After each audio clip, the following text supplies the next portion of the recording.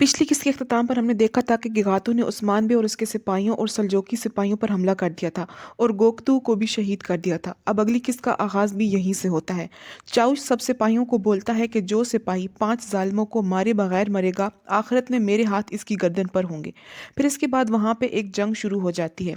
उस्मान ये कहते हुए उठता है कि गोकतू के लिए और अल्लाह की ज़ात लाजवाल है, का नारा बुलंद करता है। सिपाही भी अल्लाह हक है का नारा बुलंद करते हुए और बंधे हुए हाथों के साथ ही जंग में शिरकत करने के लिए उठ खड़े होते हैं। एक तलवार हासिल होती है जिससे उस्मान और जे कुताई अपनी रस्सियां काटते हैं और जेर कुताई मंगोलों को बोलता है कि तुमने मेरे भाई का खून मिट्टी में बहाया है, अब तुम पर मिट्टी हराम है। दूर खड़ा मनहूस गेगातू सारी सूरत हाल के मजे ले रहा होता है। फिर मंजर दूसरी तरफ आता है जहां कोसिस और तुर्गित निकोला के साथ निबट रहे होते हैं। तीर अंदाजी के दौरान निकोला चीख कर कहता है कि इस काट को मेरी नजरों से हटाओ, जिसकी आड़ में तुर्गित और कोसिस सिपाही होते हैं। तो निकोला का एक सिपाही शील्ड की हिफाजत में इस काट तक पहुंचता है, लेकिन तुर्गुत उसको वहीं मार देता है। निकोला खाली चिल्लाता ही रहता है। कोसिस तुर्गुत को कहता है कि हम यहाँ ज़्यादा देर मज़ाहमत नहीं कर सकते। तुर्गुत साहब, अब हम क्या करें? तो तुर्गुत कहता है कि हमें कोई तरकीब निकालने की ज़रूरत है। इतने में तुर्गुत को उस सिपाही की शील्ड नज़र आती है जो उनकी तरफ आया था। तो तुर्गुत अपने सिपाहियों को बोलता है कि इसे यहाँ लेकर आओ। दूसरी तरफ निकोला खाली चिल्ला रहा होता है, तीर चलाओ, तीर चलाओ। कोसिस खुश होकर कहता है कि आपने तो मुझे हैरान कर दिया। हकीकत में मैंने ये कभी नहीं सोचा था कि मैं आपकी वजह से बच जाऊंगा। तो तुर्गुत कहता है कि अभी हम बचे नहीं हैं, चलो अब हम इस सूरत हाल से निकलें, इस बारे में फिर बात करेंगे। फिर वो लोग ढाले और साथ में जो थोड़ी बहुत शील्ड उनके पास होती हैं और जो कुछ सामान इस कार्ट में पड़ा हुआ होता है, इससे पूरी गाड़ी को कवर कर देते हैं, जिससे वो तीरों से महफूज हो जाते हैं और इस गाड़ी में बैठकर वहां से चले जाते हैं। निकोला ये देखकर गुस्से से पागल ही हो जाता है। वो सब लोग गाड़ी की तरफ भागते हैं, लेकिन ये तुर्गुत की चाल होती है। वो लोग तो कब का गाड़ी से निकल चुके होते हैं। मंजर फिर दूसरी तरफ आता है जहां मुसलसल जंग हो रही होती है। दूर खड़ा गिगातू कहता है, बहुत जिद्दी हो उस्मान, लेकिन तुम मर जाओगे। सब सिपाही बहुत बहादुरी से मुकाबला कर रहे होते हैं। दूसरी तरफ कोसिस और तुर्गुत भी उस्मान की तलाश में होते हैं। इतने में तुर्गुत सबको रुकने का बोलता और कहता है कि अब हम बिखर जाते हैं। इनके जहनों को उलझाने के लिए हम मुख्तलिफ सिमत में जाएंगे।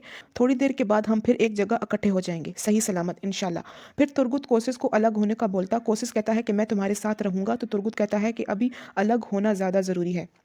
इसके बाद वो लोग अलग अलग सिमतों में चल पड़ते हैं। दूसरी तरफ उस्मान को सिपाही घेर लेते हैं। ये देखकर चाउश इसकी तरफ बढ़ता है, लेकिन एक मंगोल बहुत बेदर्दी से इसके सीने में तलवार घोंप देता है। उस्मान इस वक्त बहुत बेबसी का शिकार होता है, लेकिन गिरते गिरते चाउश इसकी तरफ एक चाकू फेंक देता है। सिपाही बहुत ज़्यादा होने की वजह से जल्दी दोबारा पकड़ में आ जाता है और बाकी सब सिपाही भी।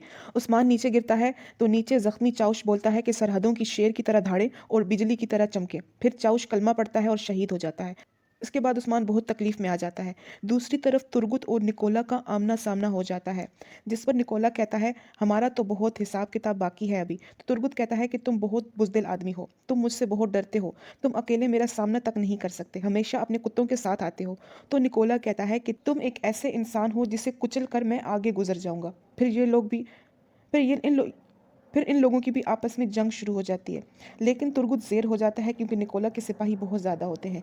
लेकिन तुर्गुत निकोला को बोलता है कि तुम एक जहरीले सांप हो, मैं पहाड़ पर हूँ और तुमको रेंग कर मेरी तरफ आना होगा, लेकिन मैं एक उकाब हूँ, मैं मर भी जाऊँ तो उड़ते हुए मरूंगा। तो निकोला कहता है कि ये सिर्फ एक चरवाहे के खूबसूरत अल्फाज हैं। अगर मैंने उकाब के पर काट दिए तो तुम तन्हा हो जाओगे तुर्गुत, और सांप का चारा बन जाओगे। अब तुम्हारे मरने का वक्त है। तो तुर्गुत कहता है कि मैं मर के भी शहीद हूंगा, इसलिए मुझे कोई अफसोस नहीं, लेकिन मेरी मारी अकेली रह जाएगी। निकोला मारने ही वाला होता है कि कोसिस आ जाता है और निकोला की टांग पर एक खंजर खींच के मारता है और अपने सिपाहियों के साथ इस पर हमला कर देता है। बुज़दिल निकोला हमेशा की तरह अपने सिपाहियों को ही आगे ढाल बनाता है और अफसोस करता है कि कोसिस ना आता तो वो आज तुर्गत को मार देते। कोसिस कहता है कि तुम्हें हर चीज़ का हिसाब देना होगा।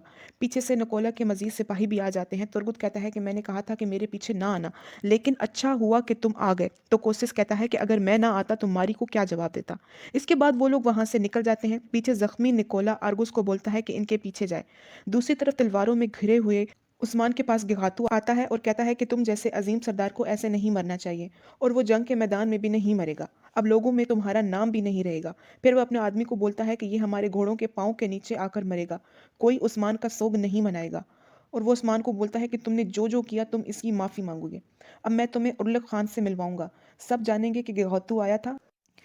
इसके बाद मंजर तब्दील होता है। हम सबूत में आते हैं जहाँ पर शेख अदीब अली के पास तमाम खवातीन موجود ہوتی ہیں اور کچھ اور لوگ بھی وہاں پر موجود ہوتے ہیں۔ تو ملہون سب کو بولتی ہے کہ قبیلے کا ایک ہی سردار ہے، ٹیکفوروں کے ساتھ کام کرنے والے وزیر کے حکم پر سرداری جرگہ قائم نہیں کر سکتے۔ تو ایک سردار بولتا ہے کہ وزیر کونیا کی نمائندگی کرتا ہے، لیکن آپ؟ تو ملہون کہتی ہے کہ ہم سردار عثمان صاحب کی طرف سے بول رہے ہیں۔ بالا بولتی ہے کہ یہ نہ سمجھو کہ ہم بات کر رہے ہیں، یہ عثمان صاحب کا حکم ہے۔ تو سردار بولتا ہے کہ عثمان صاحب کائیوں کے علاوہ کسی کا نہیں سوچتے، جس پر باقی تمام لوگ بھی اس بات کی تصدیق کرتے ہیں۔ پھر وہ پوچھتے ہیں کہ عثمان صاحب کہاں ہیں؟ ان کی غیر موجودگی میں ان کے بھائی کا پوسٹ پر بیٹھنا مناسب ہے؟ تو دمیر کہتا ہے کہ ابھی گندوز صاحب کی بجائے پوسٹ کا خالی رہنا بہتر ہے۔ گندوز صاحب جو بھی کرتے ہیں وہ عالم شاہ کے لیے کرتے ہیں، وہ قبیلے کی سلامتی کا نہیں سوچتے۔ تو سامنے کھڑا سردار غصے سے بولتا ہے کہ آپ ارطغرل صاحب کے بیٹے کی بات کر رہے ہیں، گندوز صاحب کائیوں کے خلاف کچھ نہیں کرتے۔ تو ملہون غصے سے بولتی ہے کہ فیصلہ کرنا کیا تمہارا کام ہے؟ اتنے میں چرواہا ایک دم بولتا ہے کہ میں سمجھا نہیں۔ ایک شخص جو حق پر ہو، ایک ایسا شخص جو ترکوں کی طرف ہو، ایک ایسا شخص جو مظلوموں کی طرف ہو، وہ عثمان صاحب کی طرف کیسے نہیں ہو سکتا؟ میں نہیں سمجھا۔ کمرال ابدال کہتا ہے کہ یہ بات دنیا کی سمجھ سے باہر ہے، تم یقیناً سمجھ گئے، اور جو عثمان صاحب کی طرف جاتا ہے وہ بغیر سمجھے جاتا ہے۔ پھر وہ سردار غصے سے بولتا ہے کہ سب لوگ اپنی طرف سے بول رہے ہیں، ہمیں یہاں مشورے کے لیے بلایا ہے کیا؟ اور تفتیش کر رہے ہیں سب کے سب۔ اتنے میں شیخ ادیبالی بھی آ جاتے ہیں اور بولتے ہیں کہ آپ سے تفتیش کرنے کی جرت کسی میں نہیں ہے جلماز صاحب، ہمیں عثمان صاحب پر بھروسہ ہے، ہم صرف یہ چاہتے ہیں کہ جن کو ہم پر شک ہے وہ ہم سے دور رہیں، اگر آپ کو کوئی شک ہے تو ہم سے دور رہیں۔ پھر سین ہرمان کایا کی طرف آتا ہے جہاں گندوز وزیر کو کہتا ہے کہ خواتین آرام سے بالکل بھی نہیں بیٹھیں گی۔ تو وزیر کہتا ہے کہ ترک لوگ سردار کی طاقت سے محبت کرتے ہیں، گندوز میں آپ کے ہاتھ میں طاقت دوں گا، اتنی کہ اعتراض مشکل ہوگا۔ تو گندوز کہتا ہے صحیح ہے یہ بات، لیکن آپ کس طاقت کی بات کر رہے ہیں؟ تو وزیر کہتا ہے کہ ان دیواروں کو دیکھو، یہاں اناگول کا جھنڈا اچھا نہیں لگتا، کیا ہم اس جگہ کو کافروں کے لیے چھوڑ دیں؟ ان دیواروں کا مقدر کائی پرچم ہوگا۔ اتنے میں نکولا بھی وہاں پر ہانپتا کانپتا آ جاتا ہے اور وزیر کو تخت پر دیکھ کر بولتا ہے کہ مجھے یہاں آپ کے ہونے کی امید نہیں تھی۔ تو وزیر کہتا ہے کہ تم تھکے ہوئے لگ رہے ہو نکولا۔ تو نکولا بولتا ہے کہ میں واحد ٹیکفور نہیں ہوں، میں ہرمان کایا کے تخت کا مالک ہوں جس پر آپ بیٹھے ہیں، تم اس کے مستحق ہو نکولا۔ میں ہمیشہ اس تخت پر نہیں بیٹھوں گا، وزیر بولتا ہے، اب مجھے کوسس کے بارے میں خبر دو۔ جس پر وہ جھوٹ بولتا ہے کہ وہ پنجرے میں قید ہو کر کونیا جا رہا ہے جہاں اس کا انجام ہوگا۔ دوسری طرف جنگل میں کوسس سب کا شکریہ ادا کر رہا ہوتا ہے تو کوتان کہتا ہے کہ ہم سب سردار کے حکم کی تعمیل کر رہے تھے، اگر آگے بھی ایسا موقع آیا تو ہم آگے بھی یہی کریں گے۔ پھر اس کے بعد ترگت سب کو بولتا ہے کہ ہم کونیا جائیں گے اور عثمان کو رستے سے ہی بچا لیں گے۔ پھر وہ کوسس کو کہتا ہے کہ میں نے آپ سے کہا تھا کہ آپ کو بچانے کے بعد ہم عثمان صاحب کو بچائیں گے۔ تو کوسس کہتا ہے کہ مجھے اپنے سپاہیوں کو یہ خبر پہنچانی ہوگی تاکہ وہ ہمارے ساتھ شامل ہو سکیں۔ پھر وہ اپنی انگوٹھی اتار کر ترگت کو دیتا ہے جس سے اس کے کمانڈر کو پتہ چل سکے کہ یہ خبر اس نے بھیجی ہے، اور یہ ذمہ داری ترگت کوتان کو دیتا ہے۔ پھر اس کے بعد یہ سب لوگ وہاں سے آگے چل پڑتے ہیں اور کوتان ہرمان کایا کی طرف چل پڑتا ہے۔ اب سین پھر سے شیخ ادیبالی کی طرف آتا ہے، وہ سب کو کہتے ہیں کہ ہمارا مقصد ظاہری شکل سے بالا تر ہو کر اس کے باطن تک پہنچنا ہے، خدا آپ کے دل کو شک سے نکال کر حق کی راہ پر گامزن کرے۔ بالا بولتی ہے کہ کائی کے سردار خوابوں میں فتح دیکھتے ہیں، وہ موت سے ڈرتے اور فتوحات کو پسند کرتے ہیں، لیکن آپ سب جانتے ہیں کہ یہ فتوحات عثمان صاحب کے ساتھ ممکن ہے۔ پھر شیخ کہتے ہیں کہ آپ کے دل اور کلائیاں مضبوط ہوں اور ان زمینوں پر لڑتے ہوئے میرے رب کی عنایت آپ کے ساتھ ہو۔